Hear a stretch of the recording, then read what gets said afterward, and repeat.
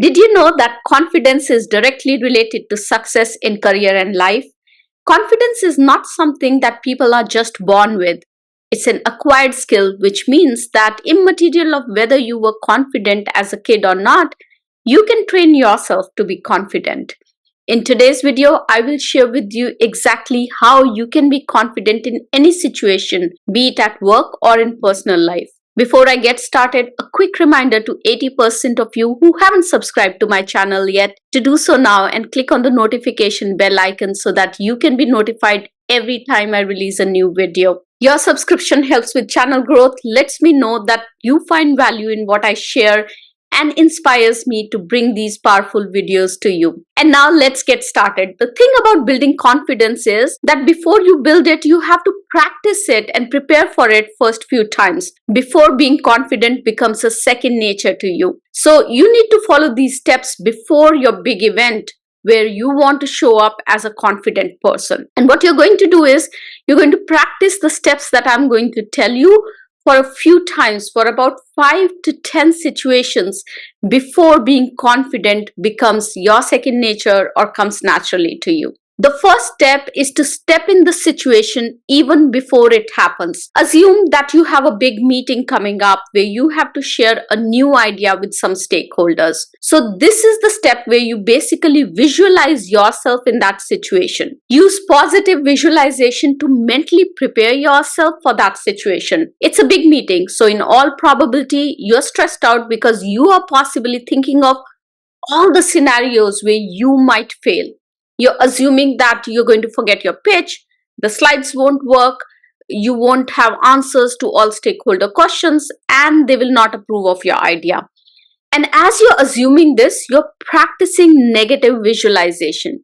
You're imagining the failure and you're telling yourself that you're going to fail. As Tony Robbins says, when you visualize a situation repeatedly, your mind starts to believe that that situation has already happened. So when you visualize the situation to be a disaster, when you think that you are failing, your mind believes that it will be a disaster and you lose hope and confidence even before you have stepped into the meeting. Now, let's look at the same situation with a positive mindset. Imagine that you are in the meeting, you open the meeting confidently, share your pitch, and give stakeholders a chance to ask the questions. You answer their questions confidently, and they approve of your idea.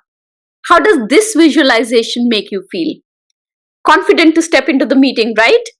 Now, this technique forces you to remove the negative self-talk from your mind and fills it with positivity and optimism. So instead of dreading to step into the situation, you actually look forward to it. Professional athletic teams all over the world practice positive visualization before their big games to calm their nerves down. Give this powerful technique a try before your next big meeting and see the difference. The next step is to acknowledge your worth. Remind yourself why you were chosen to present your idea. It was not because it was your manager's random idea. It is because they know your caliber and believe in your skill set. They know what you bring to the table and know that you can deliver on results. This is business. If they didn't think that you were capable, they wouldn't have given you a chance. So don't doubt yourself and your capabilities. Don't talk yourself down. Instead, write down a list of all your skills and your capabilities that you will need to leverage in this big meeting. When you do this, you're actually priming your brain to be able to tap into these skills and capabilities during the meeting. The third step is to pretend to be on the other side of the table. Take the focus off yourself and bring the focus to your audience. Why is your idea relevant to them? What questions they might have for you when you share your idea?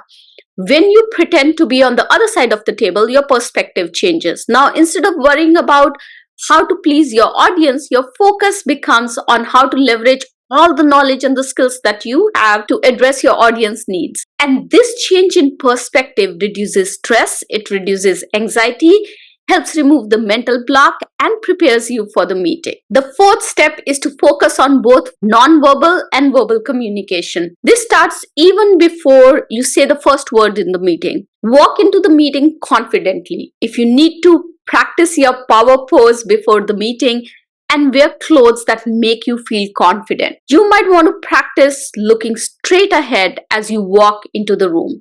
This will help you keep your eye at the right level, lift your chin up. It'll also help you to feel more confident as you walk into the room. If you walk in the room feeling confident about yourselves, others will be more open to what you have to say. While listening to others, show that you are engaged. Maintain eye contact and use open postures. Now, let's talk about how to start the conversation.